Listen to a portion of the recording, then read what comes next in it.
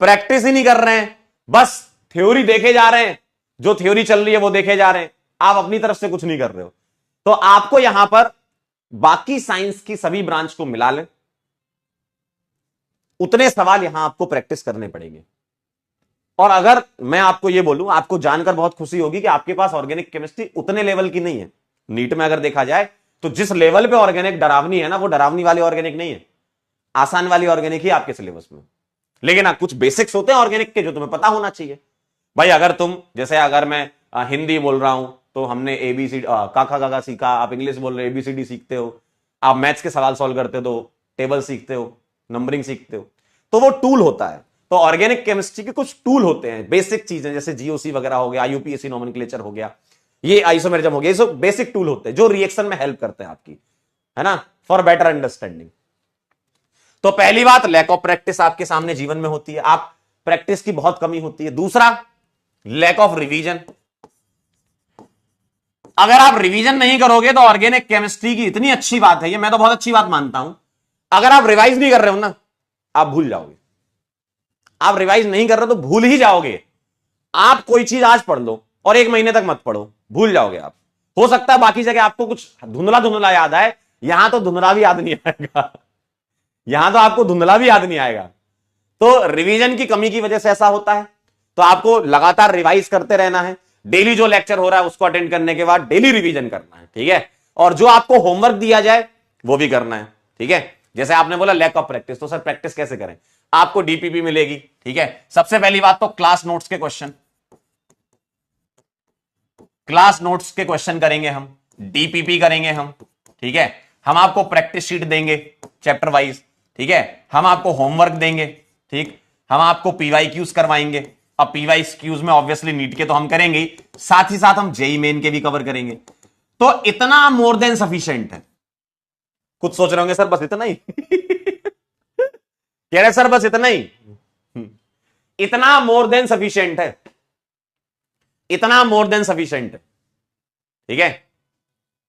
Class notes, DPP, practice sheet, homework, PYQs, NEET और JEE Main के जो आपके काम के, ठीक है। तो ये इतनी चीजें आप गांठ बांध लीजिए, इसको लिख लीजिए कि मुझे ये करना है, इसके बिना कोई चैप्टर खत्म नहीं मानेंगे। ध्यान से सुन लो क्या बोल रहा हूं मैं। अगर आपने ये सारे कर लिए, कोई किताब एक्स्ट्रा करने की जरूरत नहीं है।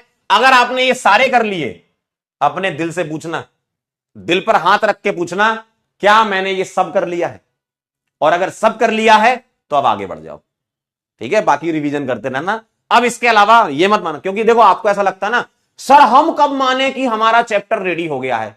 आपको तो पता नहीं चलता ना, हम कब माने हमारा चैप्टर रेडी हो गया है? बेटा कब मानोगे आपका चैप्टर रेडी हो गया?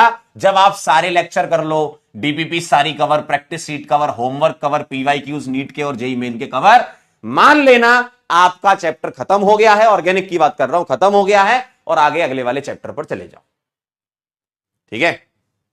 इतना आपको करना है। सर एनसीईआरटी के बारे में क्या ख्याल है? एनसीईआरटी के बारे में ख्याल हम आपको बाद में देंगे, ठीक है। एनसीईआरटी के बारे में ख्याल हम बाद में देंगे। देखो एक साथ पूरा खाना नहीं खाना है, कुछ चीजें बचा के भी रखनी है, कुछ चीजें बचा के भी रखनी है, ठीक है। तो उसके बारे में भी बताएंगे, उसके बारे में भी आगे बताएंगे। पहले स्टार्ट तो करें हम, ठीक है। इतना कर लो पहले, इसके बाद एडिशनल चीज क्या हो सकती है आपके लिए वो मैं आपके लिए बता दूंगा, ठीक है। वो आप जुड़े रहना। सर लैक ऑफ रिवीजन, देखो रिवीजन ये आपको डेली करना है, डेली लेक्चर का रिवीजन करना है, ठीक है। डेली रिवीजन हो सकता है आपका, वीकली रिवीजन करें आप, ठीक है, और मंथली रिवीजन करें। डेली करें, वीकली करें, मंथली करें, इस सीक्वेंस में रिवीजन करेंगे तो इससे पता क्या फायदा होता है। डेली करते हो तो आप जो डेली पढ़ रहे हो उसका रिवीजन हो रहा है, वीक में जो पूरे वीक का पढ़ा हुआ है, फिर अगले वीक में पीछे के जितने वीक का पढ़ा हुआ है, फिर मंथ हो गया तो पूरे मंथ का। तो आप ऐसे बहुत बार रिवाइज कर पाओगे अपने, है ना। और ऐसा आप देखोगे धीमे धीमे रिवीजन का टाइम भी कम होता जाएगा। हो सकता है पहले रिवाइज करने में आपको 50 मिनट लगे, लेकिन अगर आपकी ये आदत पड़ गई ना रिवीजन करने की, तो आने वाले समय में आप 10 से 15 मिनट में भी पूरा रिवाइज कर सकते हो एक लेक्चर को, कि हाँ इसमें ये था ये था ये था, ठीक है। तीसरा कारण ऑर्गेनिक टफ होने का, नोट्स ना होना।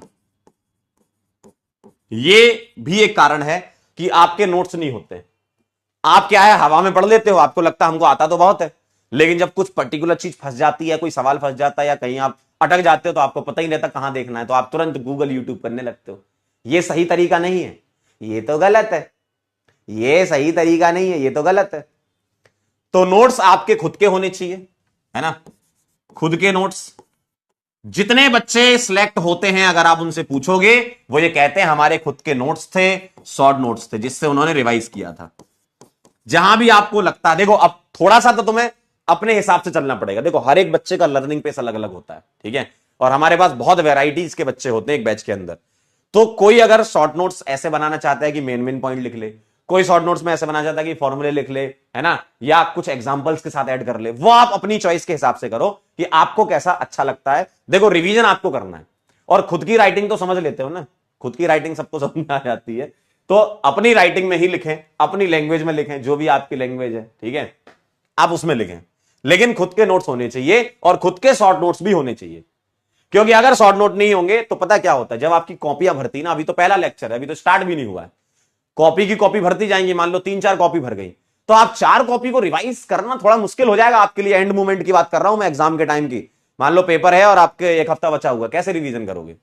तो शॉर्ट नोट इसलिए जरूरी है कि जल्दी जल्दी क्विक रिवीजन के लिए होता है ना, शॉर्ट नोट्स होता है क्विक रिवीजन के लिए, तो जल्दी रिवीजन इससे आपका हो जाता है। और खुद के शॉर्ट नोट्स होने चाहिए, किसी के नहीं चाहिए, हमें खुद के चाहिए, ठीक है, खुद के शॉर्ट नोट्स होने चाहिए। क्लियर है? तो प्रैक्टिस की कमी, रिवीजन की कमी, नोट्स की कमी, और चौथा जो सबसे इंपॉर्टेंट बात है, बैकलॉग। तो आपको मुझसे वादा करना होगा, आपको मुझसे वादा करना होगा कि सर बैकलॉग नहीं होने देंगे, सर बैकलॉग नहीं होने देंगे। क्यों? अगर बैकलॉग हो गया ना तो वहीं से समस्या आना चालू हो जाती है, वहीं से समस्या आना चालू हो जाती है, क्योंकि ऑर्गेनिक केमिस्ट्री इतनी लिंकिंग है। क्यों? देखो कार्बन बोला था ना तुमने, कैटिनेशन प्रॉपर्टी, सेल्फ लिंकिंग, तो वहीं से आता है। ऑर्गेनिक इतना ज्यादा लिंक है कि अगर तुमने पीछे के लेक्चर को रिवीजन नहीं किया तो हो सकता है आपको आगे वाला लेक्चर समझ ना आए। क्यों? क्योंकि काफी चीजें पीछे के लेक्चर से कनेक्टेड रहती हैं। तो इसीलिए बहुत जरूरी है, तो आप मेरे से ये प्रॉमिस कर दीजिए सर बैकलॉग नहीं होने देना। बैकलॉग अगर हो जाता है ना तो आप लेक्चर के साथ सिंक नहीं हो पाते हो, फिर आपको लगता है ऑर्गेनिक बड़ी टफ जा रही है, सर समझ ही नहीं आ रहा क्या हो रहा है।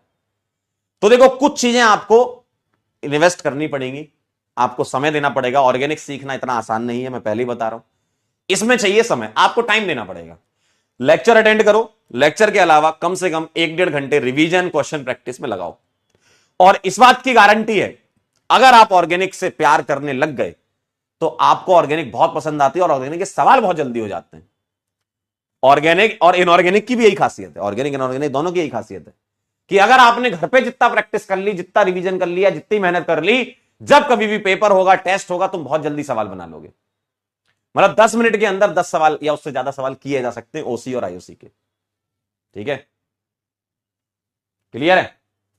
तो ये बैकलॉग आपको नहीं होने देना है। तो ये कुछ मुख्य कारण थे ऑर्गेनिक कठिन होने के। मेरा सिलेक्शन होगा, और आपकी कॉपी में सबसे ऊपर लिख लो, ये आप लिख लीजिए, पहले पेज पर ही लिख लीजिए, कवर पेज पर ही लिख लीजिए, अपने दिल पर लिख लीजिए, अपने दिमाग पर लिख लीजिए। सबसे पहले आपको अपने अंदर यह पता होना चाहिए, ठीक है, आपके अंदर कुछ पॉजिटिव एनर्जी आनी चाहिए। मेरा सिलेक्शन होगा, हम डॉक्टर बनेंगे, जी हां हम डॉक्टर बनेंगे, यह भरोसा आपको अपने अंदर होना चाहिए। अगर आपको यह भरोसा अपने अंदर है तो सारी चीजें, यूनिवर्स की बहुत ताकतें होती है, वो सारी चीजें, बोलते हैं ना सारी कायनात आपको मिलाने में लग जाती है, तो वो सब आपको मिलाने में लग जाएगी, ठीक है। तो आप ये ध्यान रखिएगा, आपका सिलेक्शन होगा। बस आपको क्या करना है? चलते रहना है, चलते रहना है, और बस चलते रहना है, रुकना कभी नहीं है, हार कभी नहीं माननी है, चलते रहना है, ठीक है।